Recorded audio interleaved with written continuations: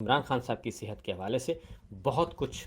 بتایا جا رہا ہے اور تشویشناک خبریں بھی آ رہی ہیں اور متضاد خبریں بھی آ رہی ہیں. یہ ہے پہلی خبر ہماری. تو سچویشن اس وقت یہ ہے جناب کہ عمران خان صاحب کے بارے میں سب سے پہلے تو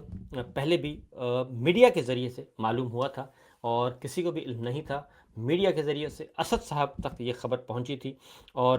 وہاں سے یہ پتہ چلا کہ عمران خان صاحب کو ہاسپٹل لایا گیا، ایمرجنسی لایا گیا اور ان کو آنکھ کا ٹریٹمنٹ کروایا گیا اور ان کی آنکھ سے پھر متعلقہ خبریں آنا شروع ہوئیں اور پھر پتہ چلا کہ ان کی ایک آنکھ جو ہے وہ 85% یعنی کہ ایک آنکھ مکمل طور پر ضائع ہو گئی ہے.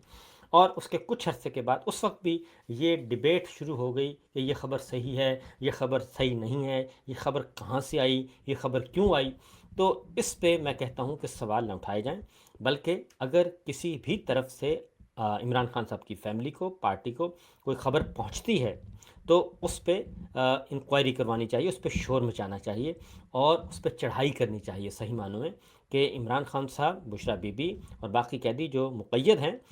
وہ کیوں ان کے ساتھ یہ سلوک کیا جا رہا ہے. یہ غیر معمولی بات ہے اور اس کی وجہ ہے کہ جیل میں آپ کی ایکسیس نہیں اور جیل فوجی جیل ہے اور یہ سویلین جیل نہیں ہے اور بہت بڑا اسٹیکس لگے ہوئے ہیں. اور پھڈا کس کے ساتھ ہے؟ پھڈا ہے ہمارے فیلڈ مارشل کے ساتھ اور ان کے ساتھ ہے. عمران خان کوئی قانونی آئینی طور پر اندر نہیں ہے جیل میں اور وہ ایک سیاسی انتقام ان سے لیا جا رہا ہے، ذاتی انتقام لیا جا رہا ہے اور ان کے خلاف جتنے مقدمات ہیں وہ بے بنیاد ہیں، جھوٹے ہیں. 250-300 مقدمات ہیں ان کے خلاف اور یہ پاکستان کی تاریخ کا ریکارڈ ہے، بلکہ عالمی ریکارڈ ہوگا کہ کسی بھی وزیر اعظم کے خلاف اتنے زیادہ مقدمات درج کیے گئے ہوں. اور جس طریقے سے پھر گن پوائنٹ پہ عمران خان کو سزائیں دلوائی گئیں جج صاحبان سے اور ان جج صاحبان کو، ان وکیلوں کو اتنا نوازا گیا کہ ان کو ہائی کورٹ کا جج بنا دیا گیا. تو جب اتنی بڑی بڑی رشوتیں دے کے عمران خان کو جیل میں رکھا ہوا ہے اور ان کو سزائیں دی جا رہی ہیں اور ان کو قید تنہائی میں رکھا ہوا ہے، کسی قسم کی ایکسیس نہیں ہے، تو ایسے میں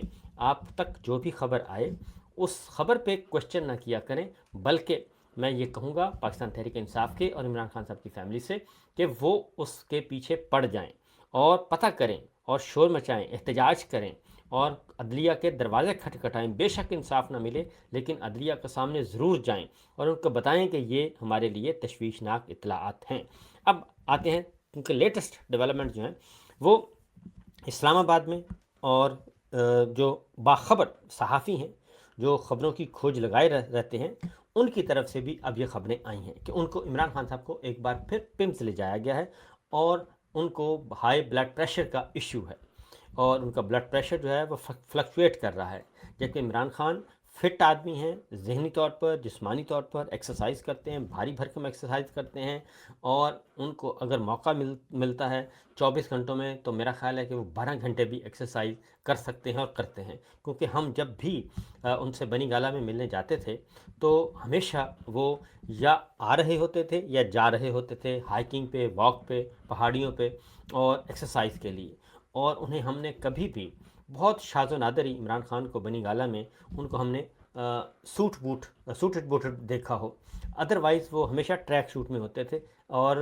جاگنگ والے سوٹ میں ہی ہوتے تھے، جاگر پہنے ہوتے تھے. تو یہ صورتحال تھی ان کی. تو ان کو ایکسرسائز کا بہت جنون ہے،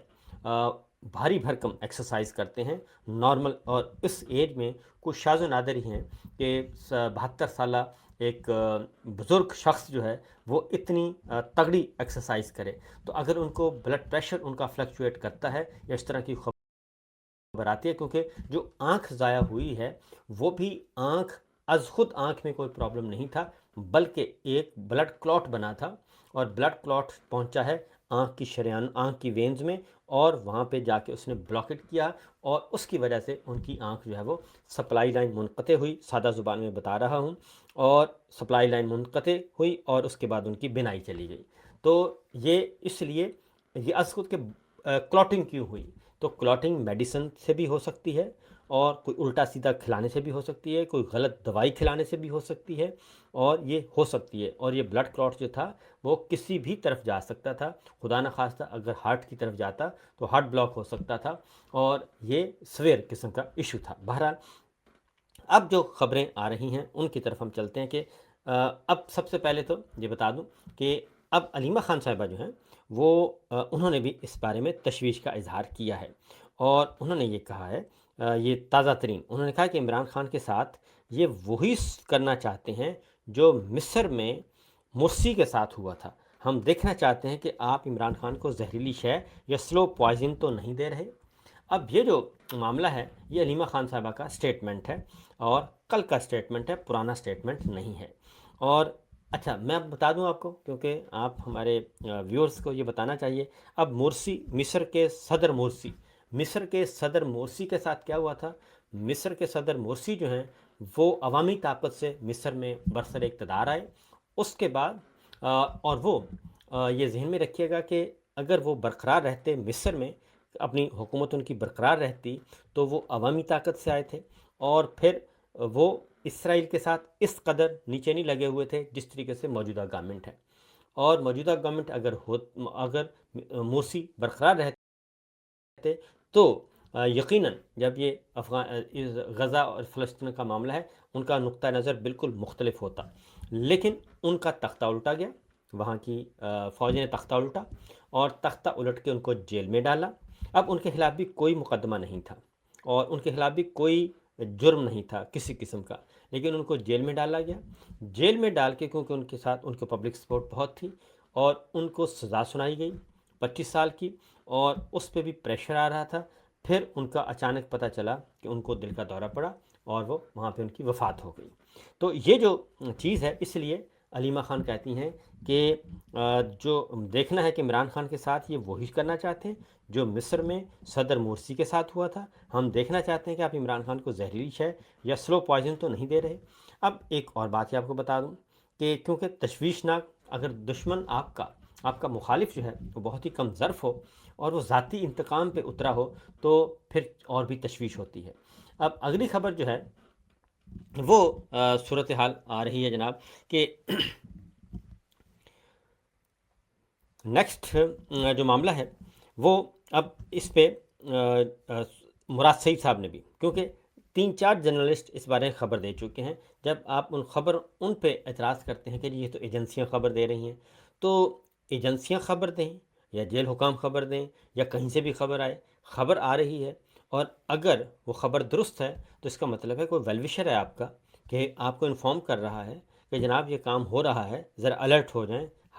اور اس ایشو کو ٹیک اپ کریں، کیونکہ اس وقت جیل کے دروازے بند ہیں مکمل طور پر۔ اب آتے ہیں اسی میں مراد سعید صاحب نے بھی اس پہ اظہار کیا ہے، اور مراد سعید صاحب نے بھی اس پہ کہا ہے کہ جناب عمران خان کی صحت سے متعلق تشویشناک خبریں موصول ہونے کے بعد انہوں نے کہا کہ ایسے کون سے مستند ذرائع ہیں کہ بغیر کسی ملاقات کے بھی آپ یقین کر بیٹھیں عمران خان کی زندگی کو، جن سے خطرہ ہے وہ انہی کی تحویل میں ہے، اور اس سے قبل عمران خان پر جان لیوا حملہ ہو چکا، کئی منصوبے بن چکے، آنکھ ضائع ہو چکی، بالکل یہ بات درست ہے۔ اب بشرا بی بی کے ساتھ بھی یہی ہوا ہے، اب بشرا بی بی کی ایک آنکھ ضائع ہو گئی، اور ان کے ساتھ اس کی دوسری آنکھ بھی متاثر، پھر ان پہ تشدد کا واقعہ بھی رپورٹ ہوا، اور عمران خان کے ساتھ بھی اٹک جیل میں نامناسب رویہ، پھر اڈیالہ جیل میں قید تنہائی، سورج کی روشنی تک بند کر دی گئی، پانی تک بند کر دیا گیا، یہ سب کچھ کیا گیا ان کو توڑنے کے لیے۔ بشرا بی بی کے ساتھ بھی یہی کیا گیا، اور پھر ادھر کوٹ لکھپت جیل کے قیدیوں کے ساتھ بھی یہی سلوک ہو رہا ہے، پھر جو فوج کی تحویل سے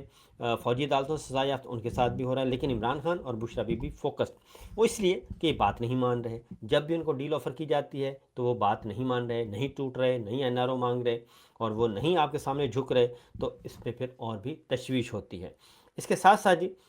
جو یہ تو معاملہ ہو گیا عمران خان صاحب کی صحت کے حوالے سے، اور بشرا بی بی کو میں ایک بات پھر بتا دوں کہ بشرا بی بی کو ایک دفعہ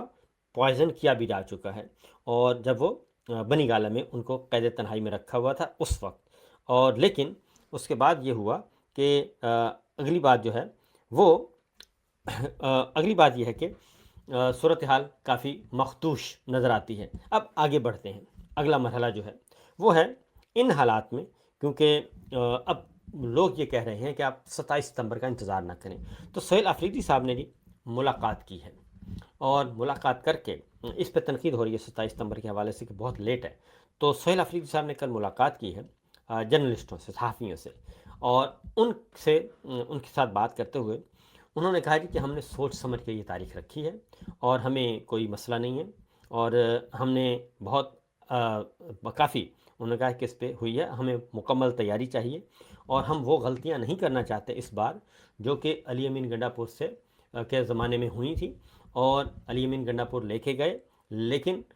اس میں ہمیں کامیابی نہیں ہو سکی تھی اور ہمیں نقصان ہوا تھا، جانی نقصان بہت زیادہ ہوا تھا۔ تو ہم وہ جو ماضی میں غلطیاں یا کچھ کوتاہیاں یا کمیاں رہ گئی ہیں، اس کو بھی ہم دیکھ رہے ہیں۔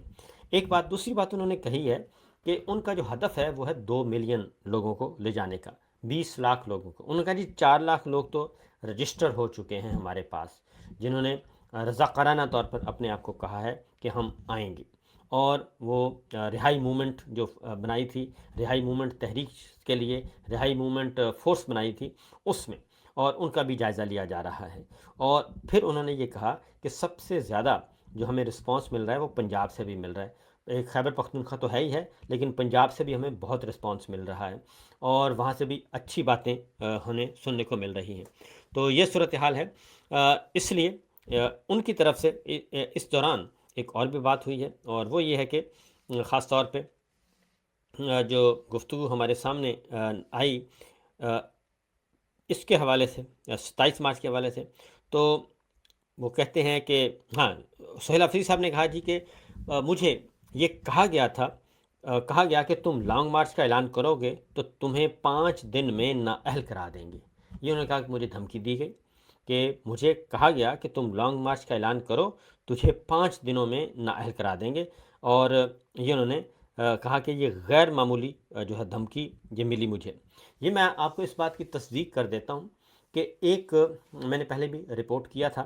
کہ ایک جگہ پہ، اس میں ہمارے بھی کچھ سورس موجود تھے، ایک جگہ پہ یہ ہوا تھا کہ بیٹھے تھے کچھ لوگ، تو وہاں پہ یہ کہا گیا کہ جی یہ فیصلہ ہو چکا ہے کہ ہم نے سہیل آفریدی کو گھر بھیجنا ہے، اور چونکہ یہ ہمارے کنٹرول میں نہیں آ رہا اور ہمارے اسکرپٹ پہ نہیں چل رہا، اور پھر اس کے بعد پھر پشاور ریڈیو پاکستان پشاور کا مقدمہ 9 مئی کا، اس میں ان کو دھکیلا گیا، پھر پنجاب سے مریم صاحبہ کی جو فورنزک لیب ہے وہاں سے ایک رپورٹ بھی آ گئی، اور جب وہ نہیں تھے تب بھی ان کو کہا گیا کہ آپ موجود تھے، تو پھر اس طریقے سے ان کو ٹارگٹ کرنا شروع کر دیا گیا اور ان کو دھمکیاں دی گئیں۔ اس میں کوئی شبہ نہیں ہے کہ سہیل آفریدی صاحب کو یہ کہا گیا، اور پھر خبریں بھی آئیں، یہ صرف کہا نہیں گیا بلکہ جو ان کے ماؤتھ پیس ہیں، فرنٹ مین دانشور ہیں، انہوں نے بھی خبریں دینا شروع کر دیں کہ جناب پھر اب یہ تو گئے، کیونکہ جو بھی بولتا ہے، علیمہ خان بولی تو نجم سیٹھی صاحب کے ذریعے اطلاع آ گئی کہ علیمہ خان صاحبہ کو 26 نومبر کے مقدمات میں سزائیں ہو جائیں گی اور ان کو گرفتار کر لیا جائے گا، لیکن وہ باز نہیں آئیں۔ اور جیسے ہی یہ بات کب ہوئی تھی، جیسے ہی انہوں نے اسٹریٹ موومنٹ شروع کی، پشاور خیبر پختونخوا میں سلسلہ شروع کیا، تو اس طریقے سے سہیل آفریدی صاحب کو بھی یہ کہا گیا، تو انہوں نے کل یہ آن دا ریکارڈ بتا بھی دیا صحافیوں کو کہ جناب میرے ساتھ تو یہ کیا گیا ہے۔ اب ایک اور انہوں نے کل انکشاف کیا، اور انہوں نے کہا کہ سوال کیا، اچھا جی ایک سوال ہے جی آیا کہ ایک سوال کیا سہیل آفریدی سے کہ لانگ مارچ کا مقصد عمران خان کی رہائی ہے یا کچھ اور ہے، یہ شہزاد اقبال صاحب نے سوال پوچھا، تو سہیل آفریدی نے جواب دیا کہ اس لانگ مارچ کا مقصد عمران خان کی رہائی نہیں بلکہ ان تک رسائی ہے، عمران خان کی رہائی آئین اور قانون کے مطابق ہوگی۔ یہ بات بھی سامنے آئی تھی۔ اور ایک اور خبر جو ہے، ایک اور بڑی بات آئی، انہوں نے کہا کہ بجٹ میں صوبوں سے کٹوتیوں سے متعلق جو ملاقات وزیر اعظم سے ہوئی تھی، اس میٹنگ میں کے دوران وزیر اعظم شہباز شریف صاحب فارم 47 نے کہا کہ میں آپ کو آج شام تک عمران خان سے ملاقات کرانے سے متعلق بتاؤں گا، تو انہوں نے کہا پھر آج تک نہیں بتایا، اور بجٹ کو بھی تیسرا مہینہ ہو گیا ہے، یہ جون میں ہوئی تھی، جولائی گزر گیا، جون گزر گیا، اور اگست کا مہینہ شروع ہو چکا ہے۔ تو انہوں نے کہا کہ جی، اور انہوں نے ایک اور بات بھی سہیل آفریدی نے کہی کہ انہوں نے کہا کہ اس میٹنگ منٹس بھی ہیں، موجود ہیں، اور وزیر اعظم نے جو مجھ سے وعدہ کیا تھا یہ بات منٹس میں موجود ہے۔ تو یہاں تک انہوں نے کل صحافیوں کو اعتماد میں لیا اور انہیں بتایا گیا، اور اس پہ علینا شکری بھی گفتگو کر چکی ہیں، وہ بھی ملاقات کرنے والوں میں شامل تھیں، تو اس میں کافی مطمئن نظر آئے سہیل آفریدی 27 ستمبر کی تاریخ دینے کے حوالے سے اور 27 ستمبر کی تیاریوں کے حوالے سے۔ تو اس لیے انہوں نے کہا کہ مجھے اس چیز کی کوئی فکر نہیں ہے کہ مجھے یہ ڈسکوالیفائی کرتے ہیں، نااہل کرتے ہیں یا جو بھی کرتے ہیں، تو وہ پھر कोई धमकियों का फ़ायदा कोई नहीं है, हम अपनी तैयारियां कर रहे हैं।